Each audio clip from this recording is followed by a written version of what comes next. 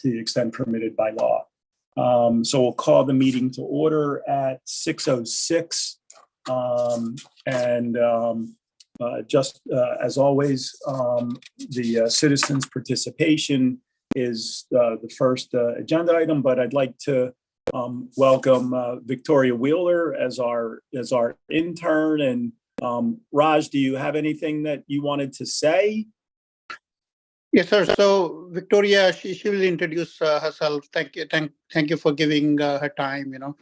Victoria, Yeah, if you can. Of course. Thank you. Victoria, please go ahead and introduce yourself. By the way, your video's on. I don't know if you see that. Yeah. Go ahead, Victoria. Nice to meet you. Hi, nice to meet you. Thank you guys for having me tonight. My name's Victoria, and I'm a senior public health major at Worcester State with a minor in psychology.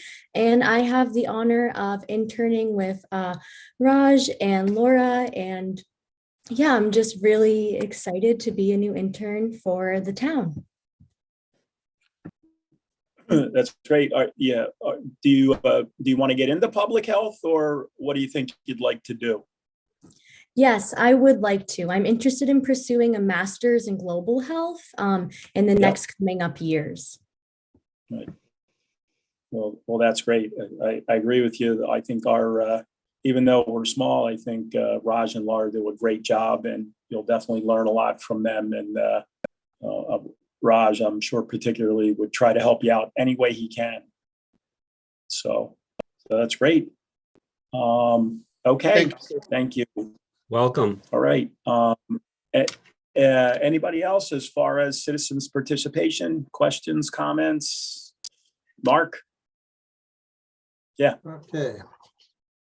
Mark, sorry, 49 Hawthorne Road, SMS. Good evening, everybody. And welcome to the group there, Victoria. And there you go, Ron. I was wondering when you're going to change that camera angle here. I'm looking at two different things here, so yeah. Well, it's better than looking at three. Yeah.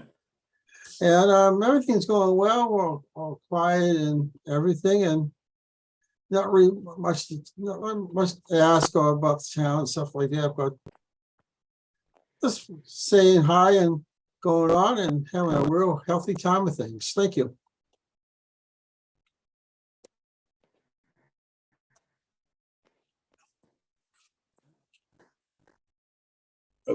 Okay. All right. Thanks, Mark. KG, anybody else? I have nothing to say except excellent job here. Well, Yes, you guys are doing a good job. Thank you. Thank you. Okay, so we'll move on to agenda item 3, our new body art regulations review. Raj, you want to take this one? Sir, I guess, we still have to send it to the other board members. We can postpone it to the next meeting, Okay. Whenever you have time over the weekend, we can discuss this, and then we'll send it to the other board members. Yeah. I mean, it's very inclusive. I just had a couple of questions. We may as well wait for the next time. Or one question I just can't wait on. Is there a state licensing, requirement like hairdresser type thing for body art? I didn't see that in there. So, sir, unless I missed. Right. So the body art, it's with the local government, So I guess some few years back, the state took over some, like massage parlors, hair salons, all this. But tattooing, body art is still with us, So it's with the local government, So the state won't be involved with it. It will be just us, that who will be just permitted. us. Yeah.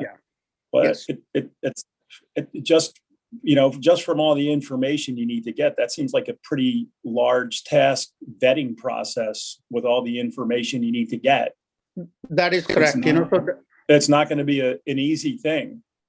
Right. So, and that was one reason it took us some time, because of the complication, here. I guess I've been reviewing some from past like 5-6 months now, and then this is where we have come to that, we want to Yeah. adopt this one, So we will send it to the other board members at this point, Okay. and then, ask for comments in the next meeting. Okay. All right. Thank you, sir. Okay, great. All right. Thanks, Raj. And moving on to agenda item 4, Warrants Conference Center waiver request from Ashland Regulation and Specifications for the management of fats, oils, and grease. So this is just a grease trap waiver. I think we've all read that. And Raj, I think if you're good with it, we can take a vote. Yes, sir. We are good to go on this, please. Yes. Good to go on it. Okay. And I know, Dennis, did you want to say anything? You're on mute. If you can.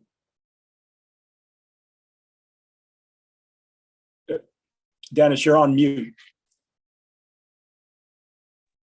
There we go. There you go, my friend. Yeah, Try again. Dennis LaPlante.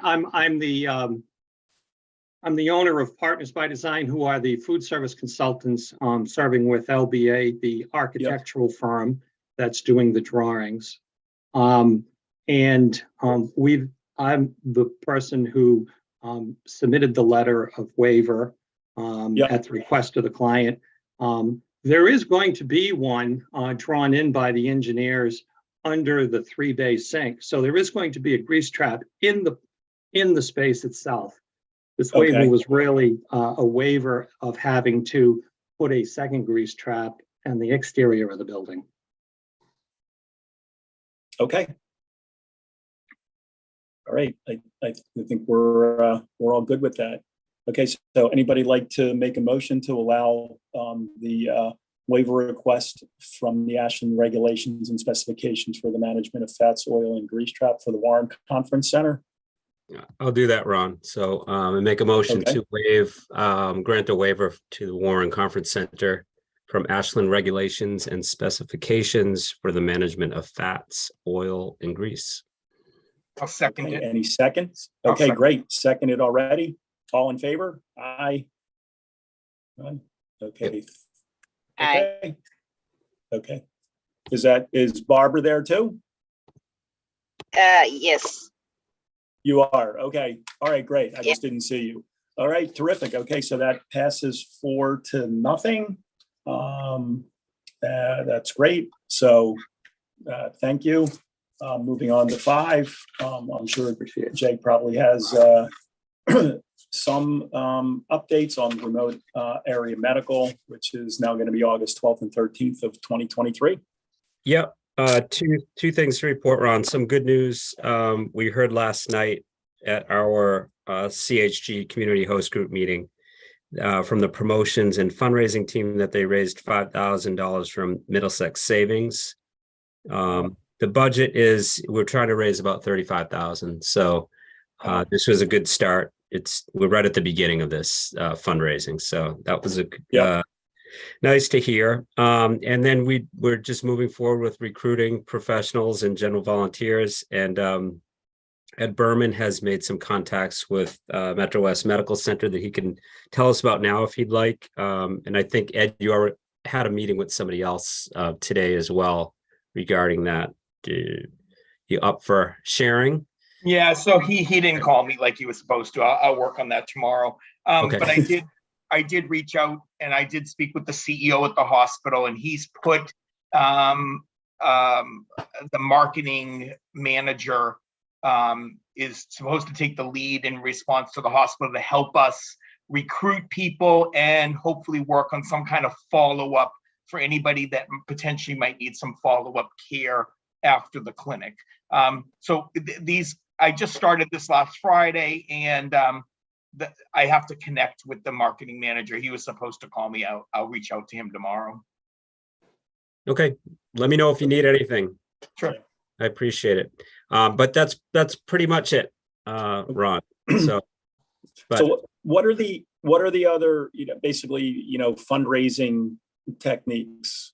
Is there anything that anybody else can do? Well, how's that work? Well, so right now, what we're trying to do is target larger businesses in the area and banks. Okay. Middlesex Savings, Needham Bank, TD Bank, places like that. And then some of the larger businesses. I'm not sure exactly who they have in mind yet. And Okay. we'll see where we are in a couple of months. And then maybe we, change the strategy a little bit and go for some of the smaller amounts. But the hope is that we can get some funding through the larger organizations. So what? And that's really through. So my wife Liz and Ed Hart are involved in that, and Kristen French is helping on that front as well. Yep. So and then with regard to it, there, and then also in-kind donations as well. So Ed Hart and Laura Clifford helping with that. Thanks, Laura. Yeah. What's the geographic area that you're? I mean, is it Ashland, Framingham, Holliston? Those. What are you looking at? Yeah, so Metro West, basically whoever we think the catchment area would be for Keefe Tech. So in and around that area, I would say for businesses anyway, 10 miles or so. Maybe out to Marlboro or local. Where I think wherever we think that we're going to draw patients from. So we're thinking about a 10 or 15 mile radius. Okay. Right now, yeah. All right, that's great. Yeah, but like I said, right now it's mainly banks because they've got a pretty good history of supporting things like this. And then Ed Hart has come up with a list of potential donors. He has a funding list for organizations that have funded things specifically like this: dental care, vision care, and then, like I said, the going the in-kind route as well. We've already got the free venue from Keefe Tech, which is huge. We may have Framingham State helping to contribute to some of the housing that we're going to need for the RAM staff. There'll be 30 people coming in for that from all over the place. So we'll need beds, food as well. So in-kind is huge. And if we can meet those needs that way, we'll just, decrease the budget that we need. So that's the short term. Like I said, I think we'll see where we are in a couple of months, and then we might change the strategy if we need to. Okay. Yep. All right. That's great. It's going well. I know you're putting a lot of time and effort, so thanks, Ed, you too, and Laura as well, and obviously now your wife. Everybody's you guys are really doing a heck of a job, so thank you. All right. Thanks. Anybody with any questions? I just thought of something. I was just wondering when you mentioned Framingham State, because I was wondering, is there a way, maybe like if we can, maybe like the students that are like the seniors in college, if they were to volunteer time, if they can get some community service time? I know some of them, it helps for them. I don't know if we have something like that. Yeah, exactly. We're thinking of that. So the what we're doing is we're trying to connect with. They made a new hire at Framingham State, and this is going to be a key high-level outreach person. I think they're filling a role that was recently vacated. And Steve Mitchell from the Select Board is heading up our hospitality side. So he's in contact with Framingham State. And I think one of the things that we're going to look into is the availability not only of students that can help as general volunteers, but possibly nursing students and faculty. So that's a good idea. And I think that'll all kind of fall into place once we make this contact with the newly hired person. I think we just need to allow that person to settle in a bit before we start planning this, but yes, we are on the same page with that. Okay, perfect. You guys are doing a great job. Thank you. Thank you. Okay. All right. Moving on to the health director's agenda. Raj, you're up. Yes, sir. Thank you, sir. So update on 137 Pond Street. This is a couple of weeks back, we four of us, Dr. J, myself, Jennifer Wolfing, and the case manager from the mental health, we met both the Nasius brother at the Red Roof Inn where they was placed.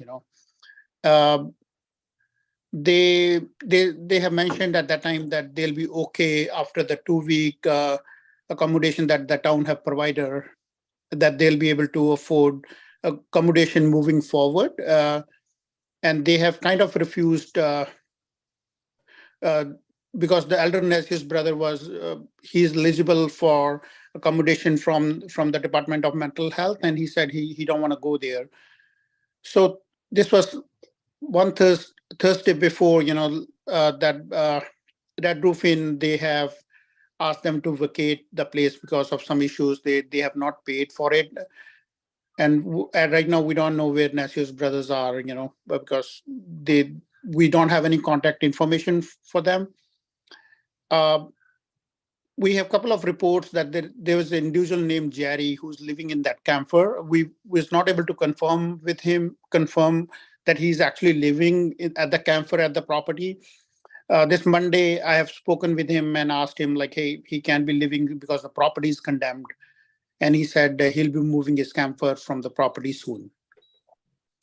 Besides that, we had 2 other housing cases. Both of them was no heat, no hot water that we was able to resolve.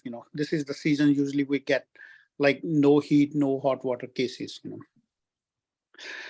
With the vaccine clinics, we are doing good. I have sent an email to the board that we was able to hit 2,500 vaccines in Ashland, in the last clinic. Tomorrow we are doing a COVID clinic as well as childhood vaccine clinic. Another update on the COVID vaccines, mid-February kind of, the federal funding for the vaccine is going to be over, the state of Massachusetts is working on multiple fronts, right? Like to secure funding moving forward for the vaccines, If they're not able to do so, the vaccine is going to probably cost around $125 a shot, So this is where we are with the COVID vaccines, we do have funding. I mean, the state do have funding till February, mid-February, it's not certain at this time, like what's going to happen with the cost of vaccine after that. But do you have any, Raj, sorry, is there a feeling about what might happen or you don't even know? Dr. Ron, there was a meeting last week I attended with the state, that they are trying, to source money from other funds and all that, to will pay for the vaccine, but they're not able to do at this point. Hopefully we have something in place. It's huge undertaking. There's a lot of money involved. With the absolutely. And the cost itself, right? Like $125 is a lot of cost, right? Like if they have to bear it, But they are definitely working on it. We'll see. Hopefully they are able to secure the funding. At least for I don't expect the town to accept health insurances, but can we divert at least some of those people to the pharmacies and things like that, as long as they know that they're available there, because they should just be able to present any kind of health insurance card, whether it's Mass Health or whatever it is, and get it without any cost to them if they need it. Right. So that'll be the second avenue, right? How the insurance companies are going to handle this, right? Because so far, I guess over the whole pandemic, the federal government was paying for it, hopefully the insurance company is going to step up and pay for it, But it's kind of still early also, but I was on the meeting, we don't want to create a panic kind of situation, but of course, it might be a reality, that we might be facing that, hopefully something will be figured out, soon. Yeah. Okay. Thank you. Thank you. So I do have an update on shingles vaccines also, Jessica, our public health nurse, myself, other team members, we've been working on the shingles vaccines, some insurance changes, have happened this new year, and I guess for some of the individuals, the shingles vaccine costs have gone down. There was one individual that I have worked with, last week, that her insurance dropped from, I guess, $200 to $0. So I will encourage, anybody looking for shingles shot to reach out to our office, with very minimal information and help from the Milford Central Pharmacy and Pine Hill Pharmacy from Sherburne, we'll be able to, get the cost of the shingles copay, right? Like if we get the name, phone number, and address, that'll be sufficient. So if any of the town resident wants to check that, they can reach out to my office and we can provide that information. Nearest Explorer grant, this is another grant that we have applied. This is a $5,000 grant. Last year, we did get a grant from the same program in the amount of $2,500. So it's kind of extension of that grant that we have applied. Other update, we have applied the Narcan grant to the state. Thank you, Dr. Ron, for all the documentations and Mr. Berman, so we got the grant. Some more paperwork to do, and we will start getting the Narcan free for the whole community from the state. We had a very successful blood donation drive at the community center last week. Total of 63 units was donated. Our intern was there, so it was a good drive, and we look forward to do more of those drives. I mean, we was involved in a very, very little that I just helped them organize it at the community center and connected them, but that was the part the Board of Health played, And budget documents, I just want to explain, I know we had a discussion with Dr. J. He just needed to know a little more about how we do with our budget. Laura, if you can put that document up, please,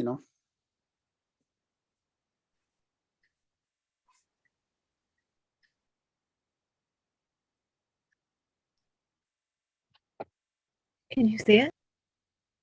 Laura, I'm on my phone. Yeah. So yes, thank you, Laura. So Dr. J and other board members. So with the budget, right? So we all these items we have. We have the clerical overtime, permanent positions for me and Laura, longevity. We had some contracted services money. We see here that's for like Howe Street landfill and all that, right? Then we have $10,000 for the nursing that this year. I mean, from next year we have asked the management to for more money in that section. Office supplies, miscellaneous supplies, travel reimbursements, dues and memberships, and training money. That's what we have on the budget. And the second page, the hazardous day is actually not our item. It's a DPW item for the hazardous waste. We did speak with Brittany. She's going to move that item. Other than that, we have some Board of Health donation money. I know Mr. KG had donated some money, but that we are not still able to use it. And we have, besides that, we have two revolving accounts. One is for food and one is for tobacco, and looks very good. We have like close to $60,000 in that. $53,000 in the food revolving fund, and then we have like $26,000 in the tobacco revolving fund. Tobacco we was not using from the last year because we was using services through the shared services, but there were some changes there. We might have to hire our own person for tobacco inspections and all that. Dr. J, you have any questions at this moment, or any other board member regarding the budget? No, I don't think so. And thanks for going through it, Raj. I was just wondering, we look at these from time to time, and what is it that we should be really, as board members, focusing on? And of course, I imagine that if there were any issues, you would point them out to us. Absolutely. Looks like a very healthy budget, though it's a small budget, but looks very healthy, almost all the items we are good, for the remaining part of the year, Yeah. Okay, thank you. Thanks. Besides that, we had some COVID monies, that's are not on this, that the town have allocated to Board of Health, to be used in case we don't have any other resources, so we had that fund too, And Yeah. thank you. Any other questions on that, right? We're good? Thank you. No. And we have already introduced Victoria. She's going to be with our department for a relatively shorter period of time. I guess her school needs are like 120 hours, and whatever we can, I mean, from public health standpoint, whatever we can expose her to, we'll definitely do that. So she's helping us and learning at the childhood vaccine clinic. She's going to be here all Wednesdays. Board of Health meetings, she's going to be reviewing our regulations as well, all that good stuff, she's going to be doing.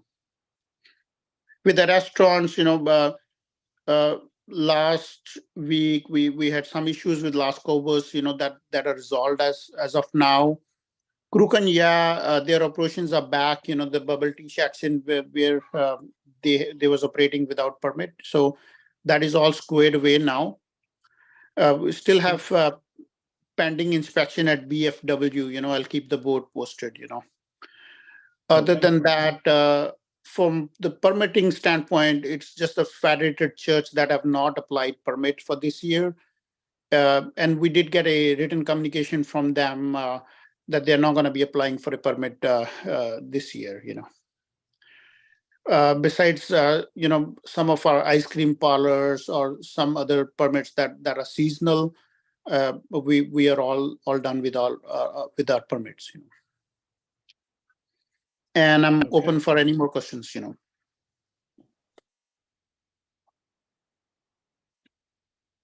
Anybody? So I did hear you right that you say KG gave a donation to us. Is that correct? Yes, I did. Yes, KG, thank you. Why did you do that? This was to buy a refrigerator for the cold storage that they did not have at the time. I think they got it, so they haven't spent it yet, so they could spend it for anything they want if they want to. I had one small request for the board. I know that we have a good inspection service for the food, and that's reflected on the amount of business that the citizens walk into restaurants and use them. And a measure of that is the amount of meals tax that the town gets it from the state. I wish that every time when they talk about money, spending and revenue, you should point out how much money is coming back from the state for this purpose, meals tax. That is a measure of healthy business with regard to the food sales here. So if you can add that one as a part of the report, that'll be nice. Okay. All right. Thanks, KG. All right, everybody good? Move on to the consent agenda. We pretty much reviewed B already, but anybody like to make a motion to pass both parts of the consent agenda? A, the review and approval of minutes of December 20th, 2022 and January 3rd, 23, and the review of year-to-date budget report fiscal year 2023.